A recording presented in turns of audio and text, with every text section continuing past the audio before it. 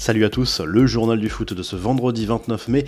Quels sont les clubs les plus riches du monde? Chaque année, KPMG publie un rapport sur la valorisation des plus grands clubs. Le calcul est basé sur un total des gains annuels multiplié par un coefficient calculé lui-même avec différentes variables, à savoir le profit, la popularité, potentiel sportif, niveau des droits télé et propriétaire ou non du stade. Le top 3 ne bouge pas, estimé à près de 3,5 milliards d'euros. Le Real Madrid reste le club le plus cher du monde, avec Manchester United juste derrière, et le Barça.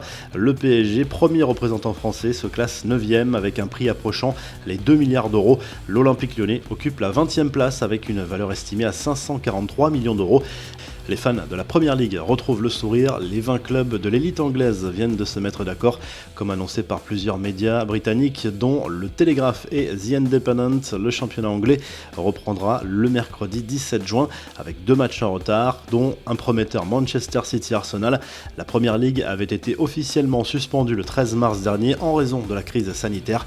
Les infos en bref: Mamadou Sakho pourrait revenir en France. Selon l'équipe, l'Olympique Lyonnais suit de près le défenseur de Crystal Palace.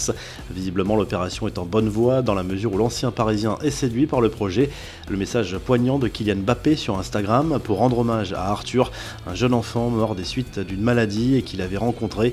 À nous de continuer tous ensemble à te faire briller, je t'aime, ton pote Kylian, a notamment écrit le champion du monde, très marqué par ce drame. L'attaquant français, notamment par le biais de la fondation PSG, est très impliqué auprès des enfants malades. Adil Rami éteint l'incendie. L'ancien Marseillais assure qu'il n'a pas vendu sa médaille de champion du monde, en réaction à un article évoquant qu'une breloque avait été mise aux enchères la semaine dernière et vendue 65 000 euros. Le défenseur a publié plusieurs stories pour assurer qu'il était toujours en possession de cette fameuse médaille. Grosse frayeur pour Marcin Bulka, le 3e gardien du PSG, a eu un accident dans la nuit de mercredi à jeudi en Pologne. Bulka est sain et sauf selon la presse polonaise, mais sa Lamborghini est bonne pour la casse. Des nouvelles d'N'Golo Kanté après avoir demandé à rester chez lui. Le milieu de terrain français a finalement repris l'entraînement avec Chelsea, mais en s'entraînant en marge de ses coéquipiers par peur du Covid-19. Encore un litige de régler pour Neymar. Le Brésilien a trouvé un accord financier avec le docteur qui s'était occupé de la naissance de son fils. Ce dernier réclamait une indemnisation pour des impayés selon le média brésilien UOL. Enfin, le futur maillot extérieur d'Arsenal pour la saison prochaine a fuité. Selon les images relayées par un site spécialisé, la tunique serait blanche avec des motifs rouges, au visuel assez déroutant, et les premiers retours des fans ne sont pas très enthousiastes. La revue de presse, le journal L'équipe s'interroge à nouveau sur l'arrêt de la Ligue 1 alors que tous les grands championnats ont acté la reprise. Après l'Allemagne, l'Italie, l'Espagne et l'Angleterre ont établi un calendrier de reprise. Le quotidien se demande si la France n'a pas fait le mauvais choix.